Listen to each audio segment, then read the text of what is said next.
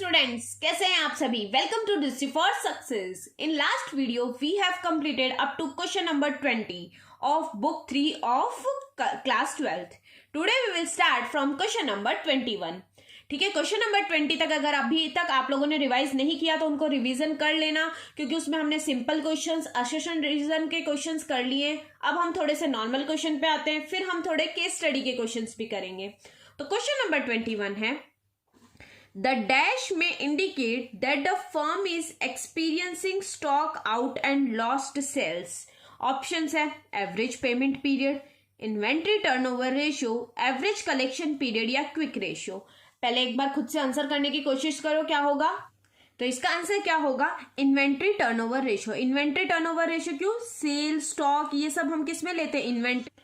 ठीक है, तो इसका आंसर हमने क्या मार्क किया है, इन्वेंट्री टर्नओवर रेशियो। क्यों किया है ये बता ही दिया मैंने आपको, क्योंकि ये क्या है, स्टॉक और सेल से रिलेटेड है। एवरेज पेमेंट पीरियड में हम किससे, क्रेडिटर से रिलेटेड कुछ होता है तो एवरेज पेमेंट पीरियड होता, अगर डेटर से रिलेटेड कुछ होता है तो एवरेज कलेक्शन पीरियड होता है। और क्विक रेशियो कब होता है, जब लिक्विडिटी से रिलेटेड कुछ होता है। बट ये स्टॉक और सेल्स से रिलेटेड है। स्टॉक और सेल्स किस में इंक्लूड होता है, इन्वेंट्री में इंक्लूड होता है। नेक्स्ट क्वेश्चन है question number 22। Current ratio of Priya Private Limited is 3:2. Accountant wants to maintain it at 2:1. Following options are available. तो 3:2 का मतलब क्या हो गया, इसको अगर हम रेशियो 1 में ले लेंगे तो 2 1 ज़ा 2, 1 रिमाइंडर 2 5 ज़ा 1.5 रेशियो 1 है। 1.5 रेशियो 1 को हमें 2:1 करना है, मतलब हमारे करंट रेशियो को बढ़ाना है। करंट रेशियो को बढ़ाने के लिए या तो न्यूमरेटर इंक्रीज करें, मीन्स या तो करंट असेट्स को बढ़ाएं या फिर करंट लाइबिलिटी को कम करें। जब भी हमें करंट रेशियो बढ़ाना हो तो या तो न्यूमरेटर को बढ़ाओ या डिनोमिनेटर को क्या करो, कम करो। तो न्यूमरेटर में आता है करंट असेट, तो या तो करंट असेट बढ़नी चाहिए या करंट लाइबिलिटी कम होनी चाहिए। बिल्स पेबल दे रखा है, परचेज गुड्स ऑन क्रेडिट मतलब क्रेडिटर्स दे रखे हैं, और he can pay short term loan. तो सारी हमें लाइबिलिटी दे रखी है। तो लाइबिलिटी को हमें क्या करना होता है, कम करना होता है जब हमें करंट रेशियो बढ़ाना होता है। तो लाइबिलिटी कैसे कम होगी, he can repay bills payable. अगर उसने रीपे कर दिया यानी पेमेंट कर दिया तो हमारी लाइबिलिटी क्या हो गई, कम हो गई। He can purchase goods on credit, अगर उधार में माल खरीदा है, क्रेडिट पे स्टॉक खरीदा है तो हमारे क्रेडिटर्स बढ़ गए, तो इससे तो करंट लाइबिलिटी क्या होगी, बढ़ जाएगी। तो ये तो नहीं होगा। He can take short term loan, अगर शॉर्ट टर्म लोन लेंगे हम किसी से तो क्या होगी, हमारी करंट लाइबिलिटी बढ़ जाएगी, हमें उसे पेमेंट भी करना पड़ेगा एक डेट को। ठीक है, तो इससे भी करंट लाइबिलिटी बढ़ रही है। और हमने क्या देखा था कि अगर हमें करंट रेशियो बढ़ाना है तो करंट लाइबिलिटी को कम करना पड़ेगा। तो करंट लाइबिलिटी कम खाली एक फर्स्ट ऑप्शन में हो रही है, तो इसका आंसर क्या हो जाएगा, ओनली 1 इज करेक्ट। ठीक है, इस तरह के क्वेश्चन एग्जाम में आएंगे, जल्दबाजी मत करना। पहले ऊपर के तीनों ऑप्शन पढ़ने हैं, फिर ABCD में से आपको आंसर देने हैं। ऐसे मत करना, अगर गलत टिक कर दोगे तो आपके मार्क्स कट आउट हो जाएंगे। ठीक है, ऑप्शन ये नहीं है, ऑप्शन क्या, इन तीनों को पढ़ के इनमें से मार्क करने होते हैं आपको। ठीक है, नेक्स्ट है question number 23। Which of the following is not an activity ratio. सबसे पहले मुझे बताओ, एक्टिविटी रेशियो में हम कौन से आते हैं, टर्नओवर वाले आते हैं। कौन कौन से आते हैं, inventory turnover ratio, trade receivable turnover ratio, trade payables turnover ratio, working capital turnover ratio. Activity मतलब हमारे बिजनेस की एक्टिविटी, और इसमें कौन से सारे टर्नओवर रेशियो वाले आते हैं, और इनका आंसर हमेशा टाइम्स में आता है। तो ये भी हमारा turnover ratio, inventory turnover ratio, working capital turnover ratio, trade receivable turnover ratio, interest coverage ratio. Interest coverage ratio किसमें आता है हमारा, ये आता है हमारा सॉल्वेंसी रेशियो में। तो ये हमारा इसका नहीं है पार्ट, तो ये हमारा आंसर क्या हो जाएगा, ऑप्शन नंबर बी। नेक्स्ट है question number 24। The dash measures the activity of a firms inventory. Firm की इन्वेंट्री की एक्टिविटी को मेजर करने के लिए हम क्या निकालते हैं, तो इसका आंसर क्या हो जाएगा, इन्वेंट्री टर्नओवर रेशियो। क्या करना है हमें, फर्म की measure the activity of firms inventory. Inventory की एक्टिविटी को मेजर करने के लिए सिंपल है, इन्वेंट्री टर्नओवर रेशियो निकालेंगे। क्रेडिटर्स के पेमेंट के बारे में हमें देखना होगा तो एवरेज पेमेंट पीरियड निकालेंगे या ट्रेड पेबल्स टर्नओवर रेशियो निकालेंगे। ठीक है, नेक्स्ट है question number 25। Dash are specially interested in the average payment period since it provides them with a sense of the bills paying pattern of the firm. तो company का average payment period कौन देखेगा, जो हमें customers देखेंगे, customers तो average collection period देखेंगे कि ये शॉपकीपर हमसे कितने दिन में पैसे लेना चाहेगा। स्टॉक होल्डर्स और दूसरा है लेंडर्स एंड सप्लायर्स और बोरोवर्स एंड बायर्स। तो हमारा इसका प्रॉपर आंसर क्या होगा, लेंडर्स एंड सप्लायर्स। कोई हमें पैसा देना चाहेगा, वो भी हमारा एवरेज पेमेंट पीरियड देखेगा कि ये हमें कितने दिन में पेमेंट वापस कर देगा। सप्लायर जो हमें स्टॉक देगा या अपनी इन्वेंट्री देगा, यानी जो भी माल हमें देगा, तो वो भी ये देखेगा कि ये सामने वाला बंदा हमें कितने दिन में वापस पेमेंट कर देगा इस स्टॉक का। तो कौन देखेगा हमारा average payment period, lenders and suppliers. Next है question number 26. The dash ratio provide the information critical to the long run operation to the firm. Answer क्या क्या दिए हुए हैं ऑप्शंस में, लिक्विडिटी, एक्टिविटी, प्रॉफिटेबिलिटी और सॉल्वेंसी। हमें क्या पूछा है, पहली बात तो लॉन्ग रन के लिए, लॉन्ग रन के लिए लिक्विडिटी तो हट जाता है। उसके बाद है इंफॉर्मेशन दे हमें critical to the long run operation of the firm. Firm में लॉन्ग रन एक्टिविटी कैसे चलती है, तो ये किससे आएगा, सॉल्वेंसी रेशियो, यानी डेट कितना है कंपनी का, कंपनी के ऊपर लोन कितना है, कंपनी की कैपिटल कितनी है, ये सब देखने के लिए क्या करेंगे, लॉन्ग रन की क्रिटिकल व्यू देखना है हमें, कंपनी की इंफॉर्मेशन एकदम एग्जैक्टली चाहिए, तो ये पता चलता है सॉल्वेंसी रेशियो से। Next question number 27.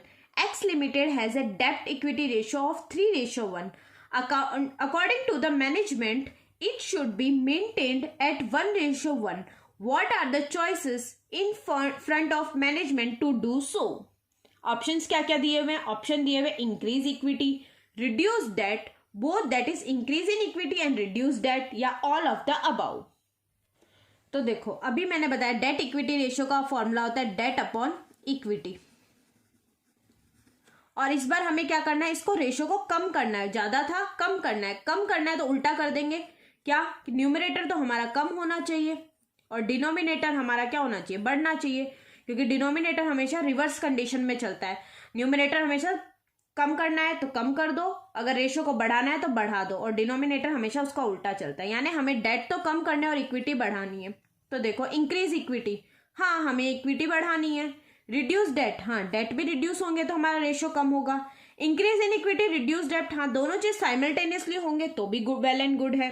तो आंसर क्या हो जाएगा, ऑल ऑफ द अबव। अकेला ये होगा तो भी हमारा रेशियो कम हो जाएगा, ये अकेला होगा तो भी हमारा रेशियो कम हो जाएगा, अगर दोनों साइमल्टेनियसली एक साथ होंगे तो भी हमारा रेशियो क्या हो जाएगा, कम हो जाएगा।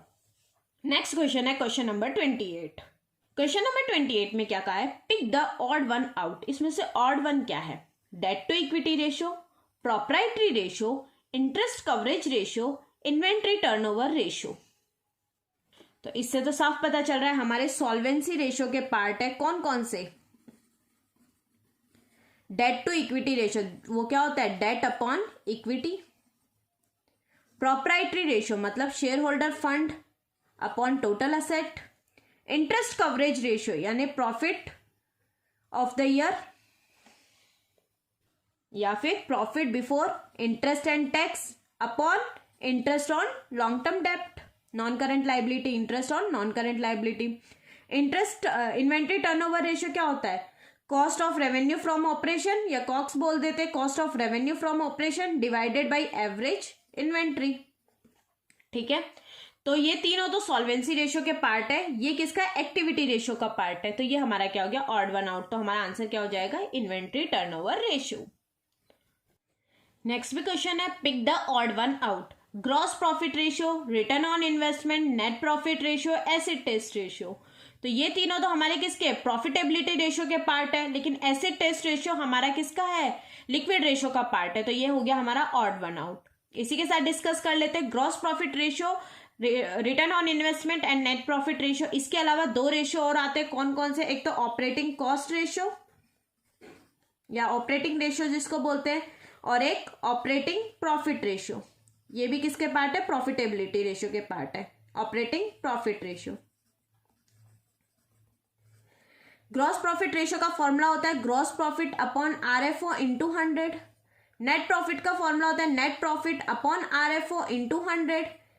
रिटर्न ऑन इन्वेस्टमेंट का फॉर्मूला होता है profit before interest tax and dividend, interest tax and dividend upon capital employed into 100।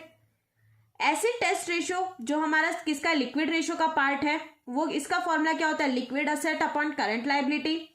Operating ratio का फॉर्मूला होता है operating cost upon RFO into 100।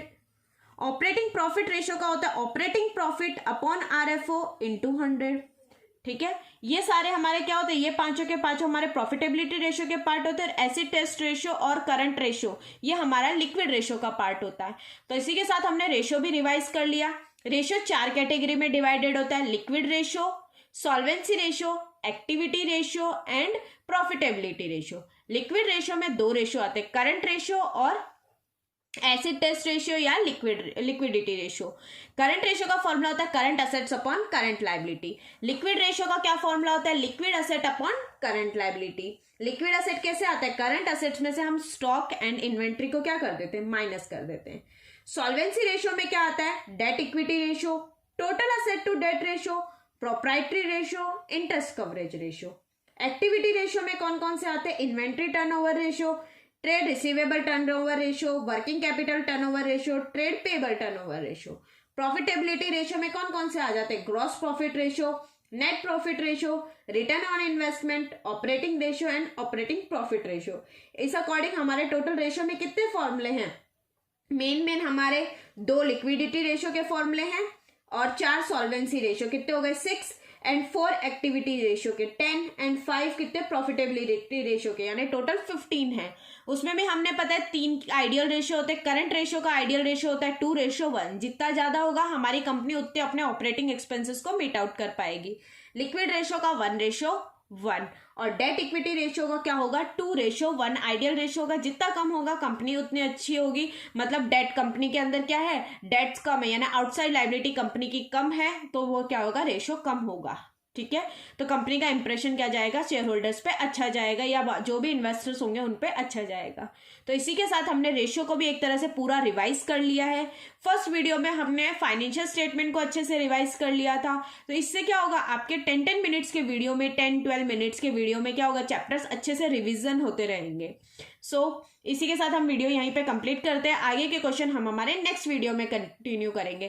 Thank you for watching the video, keep learning. Channel को subscribe नहीं किया, subscribe जरूर कर दीजिएगा और बेल आइकन पे क्लिक कीजिएगा, जिससे लेटेस्ट वीडियो के नोटिफिकेशन आपको मिलते रहें।